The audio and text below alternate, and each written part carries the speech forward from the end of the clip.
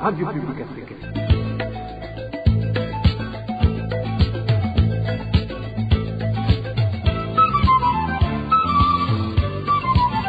Radio Publique Africaine.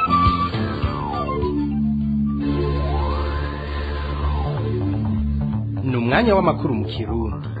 Mukaba muyashikirizwa na Marie-Ange Irakoze. Ndabaramukije inshuti namwe banywanyi ba FPA ikaze n'igwanyu mu makuru mu Kirundi yo kuri uyu wa kane gerekerezo rya 2022 mu Kakaro mwaka wa 2021 nayo akabagizwe n'ingingo nkuru zikurikira.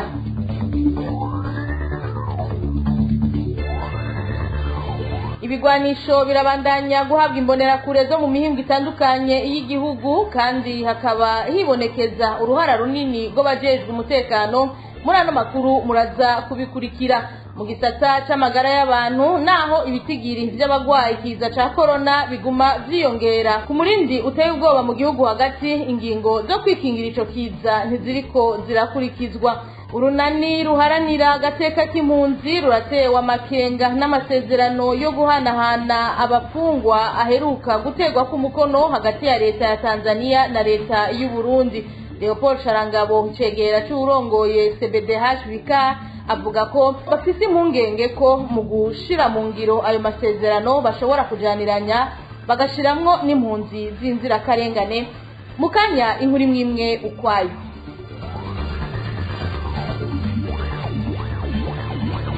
Nongere ndabaramutse ndabahe n'ikaze amakuru tuyahere kuri inkuru yo mu gisata c'umutekano iciye ku masonga. Imyaka 5 irarumanye umumenyesha makuru w'ikinyamakuru Iwacu Jean Bigirimana abuzwe irengero. Jean Bigirimana yafashwe kwigenekerezo rya 2022 mu Kakaro mwaka wa 2016 ibugarama mu ntara ya Muramvya n'abakozi b'iperereza. Gushika ubu ubutungane bw'u Burundi nta muco buratanga kuvyashikiye uwo mumenyesha makuru naho agifatwa bwamenyesheje ko amatohoza yatangujwe. Umuryango wa Jean Bigirimana wahavuye utega ubwoba mu nyuma uzira ukurondera kumenya ukuri kuvyashikiye uwabo ukaba wahavuye uhunga igihugu. Iyo bahungiye ikinyamakuru Iwacu hamwe n'umuryango w'abamenyesha makuru bo mu Burundi babandanya gusaba ubutungane bw'u Burundi gutanga umuco kwinyuruzwa rya Jean Bigirimana. Tukiri mu gisata c'umutekano itangwa ry'ibigwanisho kumbonera kure rirabandanya kuvugwa mu bice bitandukanye vy'igihugu. Inyuma yo muri zone ya Kinama mu gisagara ca Bujumbura, FPA yashoboye kumenya ko mu minsi iheze hari ahandi mu gisagara ca Bujumbura hamwe no mu ntara ya Bujumbura hatanzwe ivyo bigwanisho kumbonera kure. Muri izo mbonera kure zahawe ibigwanisho hari izo bambika umwambaro wa gisirikare zikaja gukorera ku birindiro vy'igisirikare c'igihugu.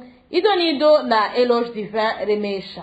Mu gisagara ca Bujumbura aho RPA yemenye ko ivyo bigwanisho vyatanzwe ni muri quartier ya Ruziba zone Kanyosha komine ya Muha. Amakuru ava ku masoko atandukanye amenyesha ko muri Ruziba amaze gutanga inkoho kumbonera kure zitari nke. Amazina 8 imbonera kure zizwi muri iyo quartier niyo RPA imaze kubwirwa n'amasoko ko zaronkejwe inkoho umwe bazihawe n'uwitwa Ferdinand aba mu Kajiji asanzwe ari n'inshuti y'umushikiranganje wa mbere w'u Burundi Alain Guillaume Bunyoni. Iruhande yaho ahandi nkoho ziriko ziratangwa kumbonera kure ni ku mutumba Gakungwe muri komine Kabezi intara ya Bujumbura. Muri ico gice naho amasoko ya RPA avuga ko ico gikorwa kiriko gikorwa kikongera kigakurikiranwa n'umusirikare w'intwazangabo azwi ku izina rya Colonel Kinigi. Iyo ntwazangabo bikaba bivugwa ko yahaye izo nkoho umukuru w'imbonera kure muri komine ya Kabezi azwi ku izina rya Jean-Bert Kimas. Uwo nawe akaba yaciye azaraziha imbonera kure acishije muri bamwe mu bajejwe intwaro basanzwe kandi ari n'imbonera kure. Aho muri komine Kabezi RPA ikaba yamenye amazina y'imbonera kure zitatu muzimaze guhabwa izo nkoho. Amasoko ya RPA akaba amenyesha ko inyuma y'itangwa y'izo nkoho kumbonera kure zo mu Ruziba na Gakungwe kuri no wa gatatu imbonera kure indwi muzaronkejwe ibigwanisho zaje gutogwa na Lieutenant Colonel Aroni Ndayishimiye. Ayo masoko avuga ko iyo ntwazanga bitwara bataillon y'amajana 212 ikorera mu ishamba cimeza rya Rukoko yoba yaciye ijana izo mbonerakure mu Rukoko, aho muri kino gihe mbere ngo zoba zamaze kwambikwa n'impuzu z'igisirikare cy'u Burundi. Uwo Lieutenant Colonel Aroni Ndayishimiye akaba yarutse kuvugwa kuba ari we yanyuruje yongera azimanganya mu minsi heze ubuzima bwa Elia Ngomirakiza, yari umukuru w'umugambwe CNL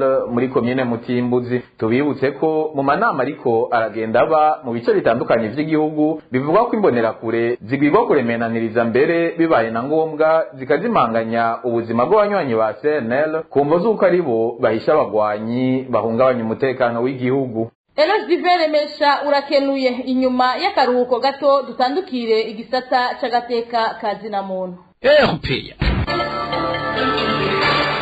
Umwe mu bakenyezi babiri bari bafashwe ku itegeko ry'urongoye igipolisi muri komine Mugamba batazira nyeganyega yararekuwe ku muhingamo wo kuri uyu wa gatatu. Amakuru ava mu Mugamba avuga ko uwundi batazi yafungiwe kandi ko yoba yarahohotewe n'abapolisi.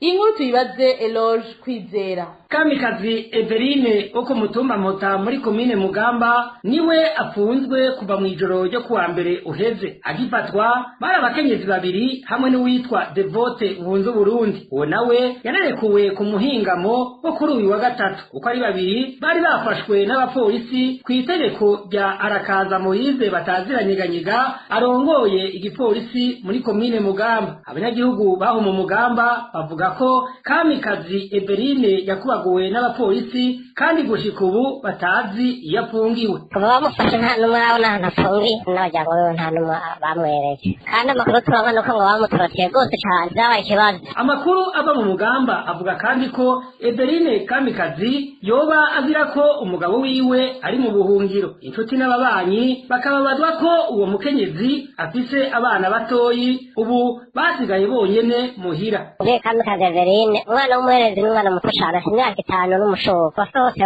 nawe umwana w'umuherezi afite imyaka 10. Abanyagihugu bo muri komine Mugamba basaba ko yorekurwa kuko ataco ariko arazira. Ntitwashoboye kuronka Moize Arakaza bataziranyeganyega arongoye igipolisi muri komine Mugamba kugira agire ico ashikiriza. Erosh Kwizera urakenuye. Tukiri mu cyo gisata nyene c'agateka kazina muntu mu Burundi haracibonekeza intwari tabereye kuko abatwara bagihohotera abanyagihugu barongoye mu guhonyanga agateka kabo. Bivugwa n'urongoye umuhari inamahoro w'abakenyezi n'abigeme baharanira amahoro n'umutekano. Marie Louise Baricako abishikirije inyuma yaho abo bakenyezi babiri bo muri komine Mugamba mu ntara ya Bururi bafunzwe bagahohoterwa bazira ko abanega babo bahunze igihugu. Agatera kamo abajejwe intara ya Bururi kurekura Kamikazi Everine mu gihe atacaha yagigwa. Kurikira Marie Louise Baricako arongoye umuhari inamahoro. Twarumvise inkuru y'abakenyezi babiri Kamikazi Everine na Nkunzu Burundi Devote boba barafashwe muri iyi minsi muri komine Mugamba mu ntara ya Bururi bajanwa gupfungirwa mu gasho k'inyamiramabi ka komine Mugamba. Bivugwa ko abo bakenyezi boba batwawe mu muduga bakubitwa baborezwa igufa abanyagihugu baraba ataco bari gushobore gufasha. Amakuru yandi avugwa nuko umwe muri bo Nkunzu Burundi Devote yoba yararekuwe, ariko Kamikazi Everine akaba gipfunzwe atanu umuntu numwe ashobora gushika hapfungiwe ngo amurabe anamugemurire. Umuhari n'amahoro tubona ko ariho nyangwa rikomeye ry'agateka kazina muntu.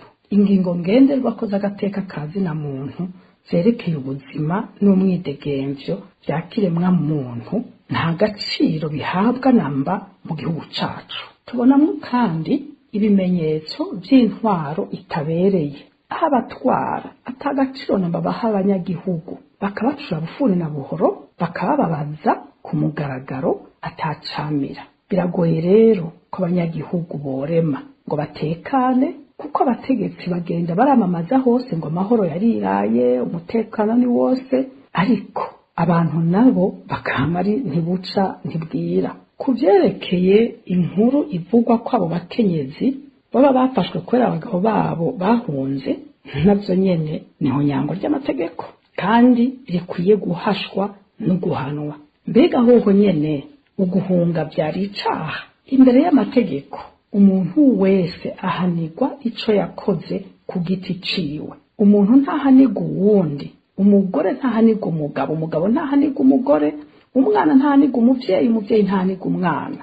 Umuhari n'amahoro rero urateye akamo abajejwe intara ya Bururi na cane cane komine Mugamba ngo banyarutse bagira ivyo bashoboye byose Kamikazi Evrine arekugwe nihaba atavyemezo vy'icaha yoba yarakoze biriho.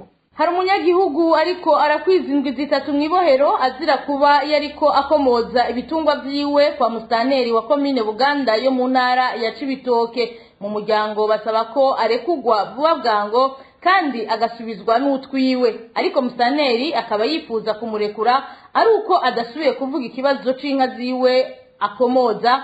Elvis niyo mwungere. Guhera itariki 5 z'uku kwezi niho umunyagihugu azwi ku izina rya Emmanuel Nzisabira yashirwa mu minwe y'ubutwari igipolisi c'iperereza. Inkuru ziva mu Cibitoke zivuga ko kubera vyagaragaye ko azira akadodoberezo ubutwari iperereza mu ntara yahavuye yikura muri iyo dosiye. Uwo munyagihugu kuva ico gihe acashirwa mu maboko y'igipolisi. Uyu munsi yitegurira kumara ijoro ryiwe rya 17 mu gasho ka komisariya y'igipolisi mu ntara.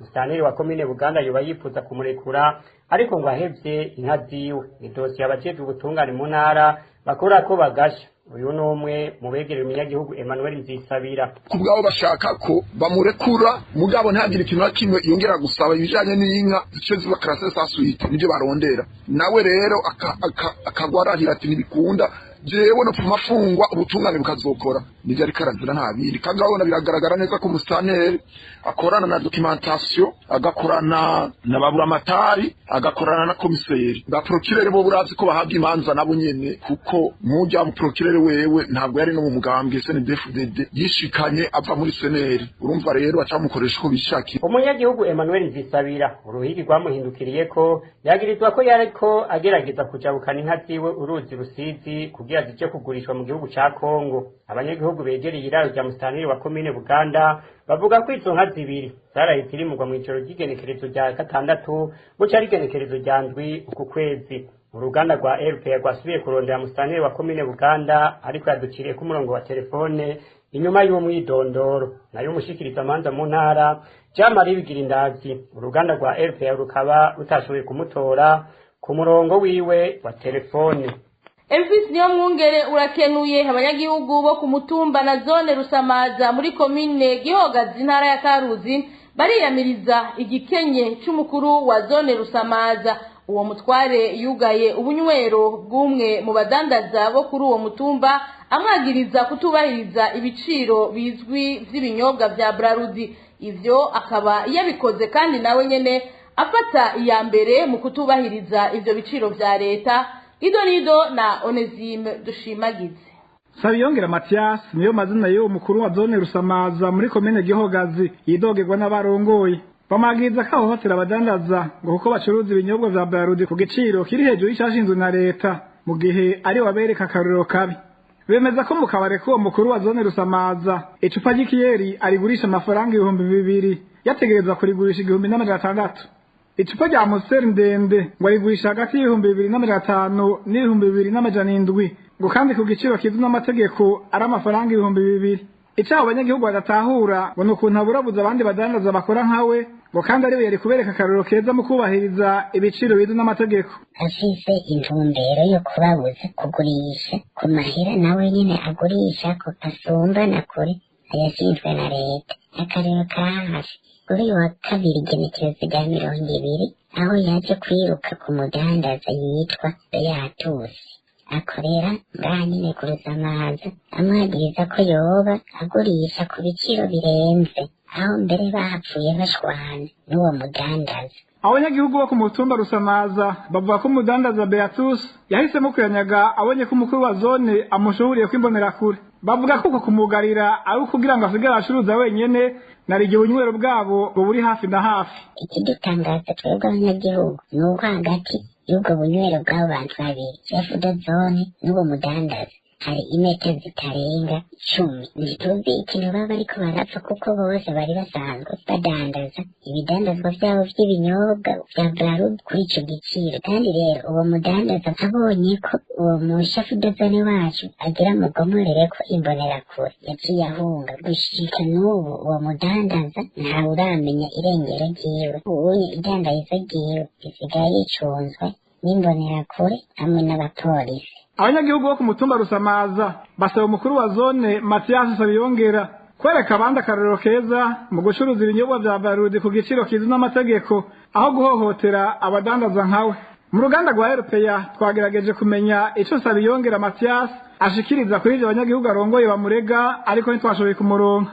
Onezime dushimagize urakenuye. Abacamanza bo muri za sentare z'intango zitandukanye zo mu Burundi baridogera inyifato y'umushikiranganje w'ubutungane yo kubahana atabanje gutohoza ku makosa bagirijwe. Ni nyuma yaho uwo mushikiranganje atangurije isekeza ryo guhana abacamanza afatiye kuvyo bagirijwe n'abanyagihugu.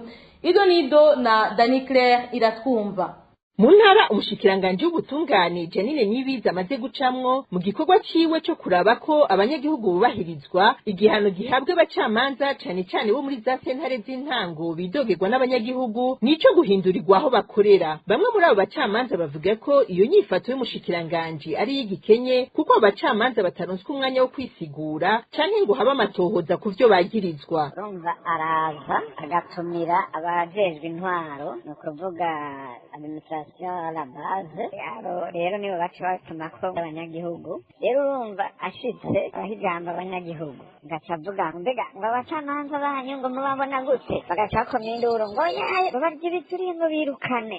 Okay, ubu nyene ngo nta n'umwe asigara ngaha bose ndabakuyeho bigaca bigende. Umushikiranganje w'ubutungane akaba amaze kubikora mu ntara nka Mwaro n'intara ya Bubanza. Mu ntara ya Bubanza muri sentare zitatu umushikiranganje yagendeye abacamanza barenga 10 nibo bahinduriwe aho bakorera. Abacamanza ntibahakana ko hari bamwe muri bagenzi babo bajya ibiturire, ariko bakavuga ko icari gikenewe ari amatohoza. Uwagiriwe n'icyaha gahanwa by'akarorero kuko naho ariko arabarungika gukorera naho nyene hari abanyagihugu bakeneye ubutungane nyabwo. Duhakana ko hari abacamanza barya ibiturire bariho, abo rero natwebwe ntitubashigikiye. Tuvuga tuti umuryango umwe azokwitukisha ntugitukisha umuryango. Umucamanza yariye ibiturire bamukurikirane, izo nzego zirahari, hanyuma bamucire urubanza. Twebwe ibyo bintu byo gufatira mu kivunga turabiyamirije n'ukuri.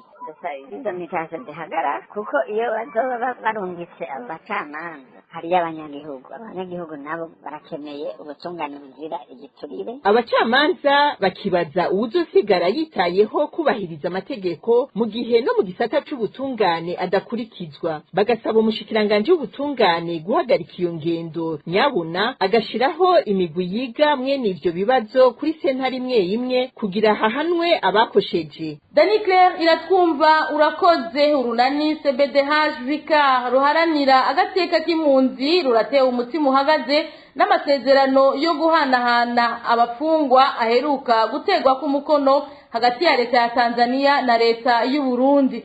Leopold Sharangabo cegera c'urongo y'ugo runani avuga ko bafise impungenge ko mu gushira mu ngiro ayo masezerano bashobora kujaniranya bagashiramwo n'impunzi zisanzwe zifunzwe zizira ubusa. Kuva muri 2016 twagiye turabona impunzi nyinshi zihagarikwa, izindi zikaburirwa irengero, aho rero benshi muri bo twagiye kwisanga twumvise ko bari mu mabehero atandukanye mu gihugu c'u Burundi. Byumvikana ko bari batanzwe na leta ya Tanzania. Kugira gihe rero yaba twebwe yaba amashami mpuzamakungu twarahagurutse turereka ibihugu bibiri ko biko birarenga amasezerano byasinye ko kandi biko birakora amakosa. Nibyo rero nibyo twebwe dufise amakenga uyu munsi ko bashobora kuba bariko barashaka kweza ivyo bintu byagiye birakogwa, na cane cane ko hari n'izindi mpunzi zisanzwe zipfungiwe mu gihugu ca Tanzania. Nyinshi muri zo usanga ari abanyapolitike, abandi barabahoze mu gisirikare mu Burundi, kandi n'ivyaha bagirizwa ugasanga babeshegwa guhungabanya umutekano w'igihugu. Ibyo byose rero bikadutera amakenga ko bashobora kubafatana bakabahereza leta y'u Burundi nk'uko bagize abambere. Ibyo rero byatumye dusaba leta ya Tanzania guhagarika iyo ngendo kandi no kudahirahira ngo basubire kurungika izindi mpunzi mu gihugu c'u Burundi. Leta y'Uburundi rero twayisavye ko kugerageza kugirana ibiganiro nabo batavuga rumwe, hagufata umwanya wayo wimarira mu kwigwa bakurikirana abantu bahunze igihugu aho bari hirya no hino mu makambi y'impunzi. Twanasabye kandi n'amakungu gukurikiranira hafi ico kibazo kandi bakagerageza kugira ngo leta ya Tanzania ntisubire kurungika impunzi mu Burundi ngo zije gufungirwayo. Ikindi naco kandi twabasabye gukurikiranira hagufi n'izindi mpunzi zifungiwe mu Burundi kugira ngo zirekugwe ahubwo zisubizwe mu miryango yazo. Ayo masezerano yatewe ko igikumu mu rugendo umukuru w'igihugu ca Tanzania Samia Suluhu aheruka kugira mu Burundi. Mukanya aya makuru arabandanya.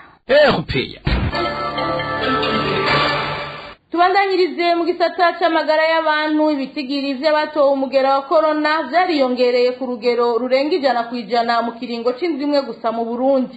Mu cegeranyo casohowe kuri uyu wa 20 mu Kakaro n'ubushikiranganje bw'amagara y'abantu, bigaragara ko abenshi bariko batogwa uwo mugera arabo mu ntara zo hagati mu gihugu. Idonido na Aimable Nishimwe. Mu kiringo c'imisi indwi gusa iheze, abantu bangana n'181 nibo batowe umugera wa COVID-19 mu Burundi. Mu yindi misi indwi yabanje hari hatowe abagwayi 89. Nkuko biri mu cegeranyo c'ubushikiranganje bw'amagara y'abantu cyo kuri uyu wa 20 mu Kakaro, ivyo bisigura ko abandura bongerekanye ku rugero kw'3% mu Burundi. Ico cegeranyo kikabandanya kimenyesha kandi ko benshi muri bo banduye COVID-19 arabapimiwe mu burere bw'ubuvuzi 8 muri 47 busanzwe buri mu gihugu. Igice kinini cy'abo batowe COVID-19 n'abantu bo mu ntara zo hagati mu gihugu. Ico cegeranyo c'ubushikiranganje bw'amagara y'abantu kikamenyesha ko abagera kuri 17 mu baheruka gutorwa akaranda ka COVID-19 ukuvuga urugero rwa 36% ari abikiremba mu ntara ya Bururi. Ikigaragara nk'uko tubisanga muri ico cegeranyo, umugera wa COVID-19 ubandanye kugwirirana kuruta uko vyahora no mu ntara zo hagati mu gihugu, mu gihe irandagata nk'iryo yari rimenyerewe cyane mu gisagara gusa. Ico cegeranyo kikamenyesha ko uko kuduga kw'ivyo bitigiri koba kuva ahanini kuruja n'uruza rw'abantu mu mihingo itandukanye boba bagenda baranduzanya ako karanda, ahandi naho bikaba biva ku bitigiri by'abapimwa ku munsi vyiyongereye kuruta uko vyahora. Aimable Nishimwe arakenuye ingingo nshasha ziherutse gufatwa n'abarongoye intara ya Kirundo ngo zifashe kugwanya ikwirakwira ry'uwo mugera wa corona ntiziriko zirubahirizwa, naho iyo ntara iri mu zambere zihanzwe nako karanda. Abanyagihugu ntibikingira mu gukurikiza ivyo basabwe, abajejwe intwaro nabo nyene ntaco bakora ngo ingingo zikurikizwe. Idonido na Eric Niyonzima. Izo ngingo shasha zafashwe na buramatari w'intara ya Kirundo zategezwa kuja mu ngiro kuva kuri uwa gatatu. Kubera ubwinshi bw'abatowe umugera wa corona muri iyo ntara muri imisi iheze, hacafatwa ingingo zofasha kugabanya irandagata ry'uwo mugera. Muri zo harimo kababa mu ntara ya Kirundo bose bategezwa kwambara agapfukamunwa, ariko ngo nta cahindutse mu nyifato y'abanyagihugu bo muri iyo ntara. Isoko ryacu aho mu ntara ya Kirundo rivuga ko izo ngingo zitakurikijwe. No ku manama y'amazi n'isaba tubona cyane ikintu kimwe cyahinduyemo ko n'ubu ariko araba mw'ibarabara nta bantu bambaye ubupfukamunwa, bamwe urashobora nka babiri, na cyane cyane nk'aba abakozi bo mu ONG nibo ushobora kubona bari mu miduga bambaye ubupfukamunwa, naho abasigaye bose nta mw'ibarabara haba mw'isoko abantu tubona kiriko kirakorwa. Abanyagihugu bo mu ntara ya Kirundo baranegura ingene abarongoye iyo ntara yabo bafata minenegwe iyo ndwara, kandi intara ya Kirundo iri mu zambere zihanzwe uyu munsi n'umugera wa COVID-19 mu Burundi. Uyu munyagihugu waho avuga ko mwitwarariko mu vyo kugwanya ku karanda ari muke cyane ku buryo n'ivyo gukaraba atawuka ibinezwe. Tujanye no kwikingira corona ngaha mu Kirundo nta gihugu kirakorwa vraiment nta na kimwe, bw'abana bw'ubudobo bw'ukarabiramwo ahubwo basa n'abavyibagiye na burya budobo tubona ariko barakoreshwa ku bwinshi, bukoreshwa hakungu cyane cyane ahantu ku mavuriro ku mabiro ntibugikora, tubona umenga nyene vyibagiwe kwe, nta n'inguvu n'imwe tubona bariko barashiramwo, tuziko bashiramwo inguvu none nta nguvu bariko barashiramwo kwera. Aho mu ntara ya Kirundo mu ntango z'indwi turimwo hatowe abagwayi ba COVID-19 barenga 50 ku munsi umwe gusa. Isoko rya RPA muri iyo ntara rikamenyesha ko muri kino gihe ibitaro vyaho biriko birarengerwa n'abagwaye uwo mugera wa corona. twagerageje kurondera Hatungimana Albert buramatari w'intara ya Kirundo ariko ntitwamuronse. Eric Niyonzima tugukengurukire tubandanyirize n'amakuru mu gisata c'intwari bereye ikiringo abakozi bo mu kigo c'igihugu kijejwe kubungabunga impunzi citwa ONPRA bamaze bagikorera ngo caramaze guhinduka ikiringo kibaho uburenganzira bwo guhabwa amasezerano yamaho contrat à durée indéterminée mu rurimi rw'igifaransa. Ivyo bishikirizwa n'umushingwamanza Dieudonné Bashirahishize.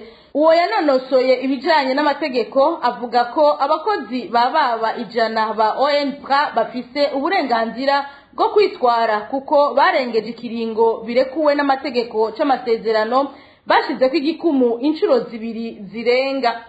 Nibyo kumvikana rero ko umukozi umusinyisha kontra ya mbere ya gatatu ya kane ya gatanu iyo rero umukozi ahubwo bamugomwe bakaguma bamukoresha kakabara akazi ka misi yose ahubwo kabandanya ingingo ya 44 y'igitabo kigenga akazi mu Burundi giheruka gushirwa ku mukonejo bundi mu kwicumi na rimwe mu mwaka wa 2020 baravuga neza yuko iyo itabikibaye kontra ifisi igihe runaka izokorerwamwo ahubwo icarugwa mu masezerano ahubwo y'akazi arambye kubijanye rero n'iyi kontra nasomye biraboneka yuko abo bakozi bamaze kuba abakozi bafise amasezerano arambye umuntu aravye nk'ingingo ya 51 baravuga yuko mu gihe umuntu yarasanganywa amasezerano akaguma abandanya eka mbere umukozi akabandanya nakora batamuhaye yandi masezerano ubwo nyene amasezerano yiwe aca hinduka akaba amasezerano arambye ico bita contrat durée indéterminée bivugwa n'amategeko ukaba wamukuye kugira umusubirize n'uwundi atakose yarafise uwo muntu arashobora kwitura sentare bakazoheza bakamuha indishi z'akababaro. Umushingwamanza Dieudonné Bashirahishize ahanura abayobozi b'ico kigo gushishoza imbere yo gufata ingingo yo kwirukana abo bakozi kuko ingaruka z'iryo nyangwa ry'amategeko rishobora gutera uruhombo runini cyane iryo shiramwe. Twongere tumukurikire.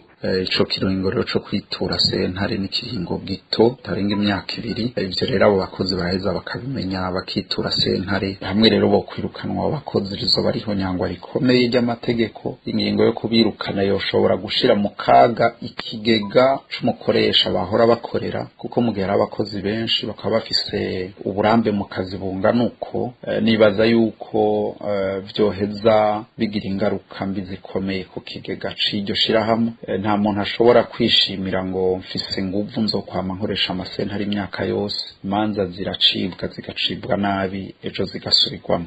Dutandukire igisata c'imibano kororera ibitungwa mu ruhongore bifise akarusho ku mwungere no ku bitungwa bivugwa n'urongo ishira hamwe rihamagarira abarundi guhindura ingendo Parsem.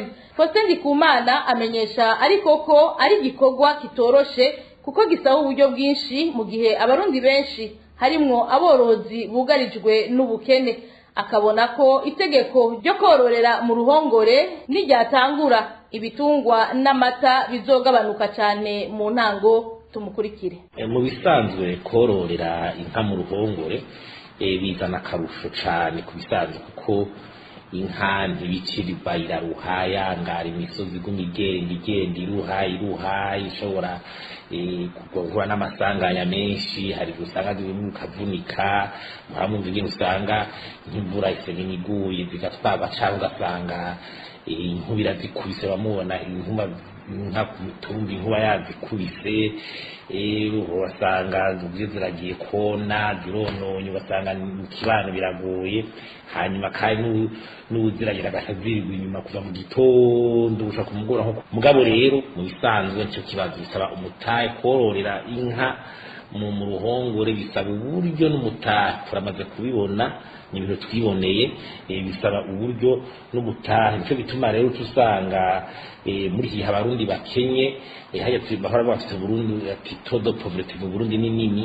gira rero umuntu yororere mu ruhongore ico bisaba kandi yuko yorora nkeyi ushoboye hanyuma kandi n'ubu rero aho ubwatsi bwo kurima nayo bwaragabanutse turabona kenshi nk'uwo muci umuntu atagiye kugura ubwatsi hariya mu itanganiza ngire gute kwahirira nk'inka muci naho nyene usanga bitoroha bisaba uburyo abakozi baza kwahiruka bahemba nicyo gituma uzosanga icyo gihe rero inka ishoboye guca usubira ikazimba usanga muri roshefitere inka ziragabanutse bisaba rero ko hajamwo inguvu nyinshi kugira abashoboye gushira umutahe muri ico gisata bagwire naho rero hazafasha ingamba nyene boroherezwa canke muri ibyo bwatsi nyene dushobora kuboneka n'ibindi bintu leta izo ngamba yofata kugira ico gisata kigarukirwe n'ahandi ukigaragara nuko ubona yuko icyo bita roshefitere donko tete do detaye udusanga zagabanutse munya kuko aduhabura umuntu bishoboye usanga rero rimwe n'ibyo bintu by'amata bizobanza bizimbe nyene gato bizimbe usanga inyama zirazimvye zirabuze kubera abazo ariko barorora bazoba ari bake bagomba kuba bishoboye leta ifata ingamba zindi zo kugira ico gisata gishigikirwe kugira ibyo abantu bazikora mu bakene biboneke. Dusozere ano makuru mu gisata c'inyubako. Imiliyoni 33 z'amafaranga y'abanyaburaya niyo agiye gukoreshwa mu gusanura ibarabara ry'igihugu nimero 3 mu gice caryo Gitaza Rumonge. Isoko ryo gusanura ibirometero 45 vy'iryo barabara ryatsindiwe ishirahamwe Sojeya Satom. Inkuru ya Francine Mahoro. Izina ry'uwatsindiye isoko n'urunani Sojeya Satome na Jetra uko niko vyanditswe mu itangazo ry'Ibanki Nyafrika ijejwe iterambere BAD. Sojeya Satome rero ishirahamwe ryamuka mu Bufaransa na Jetra bakorana naryo risanzwe ryamuka mu Burundi batsindiye isoko ryo gusanura ibarabara Bujumbura Rumonge mu gice caryo Gitaza Rumonge. Mu byo bategerezwa gukora harimo kuritunganya gushika hasijemwo ikaburimbi. Ariko kandi ntibigarukira kuri ibyo gusa kuko harimwo no gutunganya utundi dukorwa two ku ruhande. Mu masezerano bavyita aménagement connexe mu rurimi rw'igifaransa. Igiciro cy'iryo soko nk'uko tubisanga mu itangazo rya BAD ryo kuwa 16 Ruhuhuma uyu mwaka ni miliyaridi 78 imiliyoni 192 n'igihumbi n'amajana n'igiceri kimwe mu mafaranga y'amarundi. Ikinyamakuru Jeune Afrique Business mu nimero yaco yo kuwa 18 Ruhuhuma uyu mwaka canditse kiyashira mu manyaburaya euro kivuga ko ari imiliyoni 33. Abahiganirwa iryo soko ku bwa BAD yari amashirahamwe indwi. Atanu muri yo yari amashirahamwe y'abashinwa, rimwe ni ryamuka muri Zimbabwe, kumwe rero ni ryahavuye ritsindira iryo soko Sojeya Satome Jetra, urunani rugizwe n'ishirahamwe ryamuka mu Bufaransa, kumwe ni ryamuka mu Burundi. Ibanki BAD isanzwe ariyo izotanga uburyo yashize umukono kuri ayo masezerano kuwa 8 Ruhuhuma. Ibikorwa vy'isanurwa vy'iryo barabara bizotwara amezi 28, ni kuvuga imyaka 2 uhereye mu kwezi kuza k'umunani. Ibarabara ry'igihugu nimero 3 rero ryononekaye kuva i Bujumbura gushika Inyanzarake mu ntara ya Makamba ni birometero birenga 110, ariko urunani Sojeya Satome batsindiye gusanura igice ca mbere ibirometero 45 gusa. Sojeya Satome rero nigo runani rwanasanuye ibarabara Bujumbura Rugombo igice Nyamitanga Ruhwa. Hataranahera imyaka 5 iryo barabara rishikirijwe yari ryatanguye kubomagurika biteye ubwoba. Atadomye ko izina umukuru w'igihugu aheruka kuvuga ko abubatse ibarabara Bujumbura Cibitoke mu gice caryo Nyamitanga Ruhwa atasoko bazosubira guhabwa mu Burundi batibwirije gusubiramwo ibarabara Bujumbura Cibitoke igice Nyamitanga Ruhwa. Francine Mahoro tugukengurukire no kuri yo nkuru duciye dusozera ko amakuru yo kuri uyu wa kane igenekerezo rya 22 Mukakaro mwaka w'2021. Mwakoze mwebwe mwese mwari muduteze yompi. Nkengurukire bagenzanje b'uruganda rwa FPA umwe wese kuco yaterereye. Marie Ange Irakoze twari kumwe kuri mikro ndabike banure giraho muba mwubahwe na Gahwane.